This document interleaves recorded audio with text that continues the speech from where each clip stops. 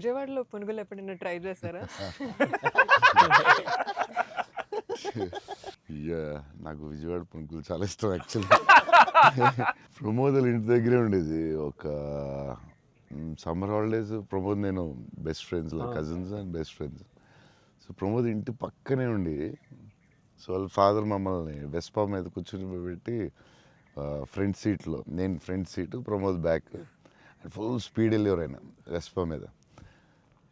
వెళ్ళి ఆ పునుకులు తీసుకెళ్తే అసలు still I remember that.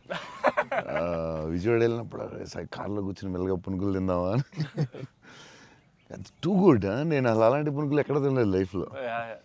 Small చిన్న దాంట్లో పెట్టి దాని మీద చట్నీ వేసి, ఇంకా నాకు వాటర్ వస్తుంది.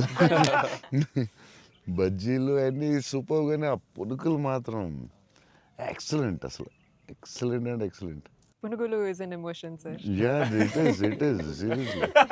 ఎవ్రీ ఒక ఊరికి ఒక ఫుడ్ ఏదో స్పెషల్ ఉంటుంది కదా, దాని ఇంకా వాటర్ వస్తుంది. టూ గుడ్ అసలు. మళ్ళీ అలాంటివి ఎప్పుడు తినలేదు. సో విజయవాడ దారిలో వెళ్ళినప్పుడు, షూటింగ్ వెళ్ళినప్పుడు అక్కడ ఆకి పునుకులు తిందామంటే, నేను అన్ని నైట్ ట్రావెల్ చేస్తాను. ఇప్పుడు నైట్లో పునుకులు ఉండవు కదా బా అనుకుని మళ్ళీ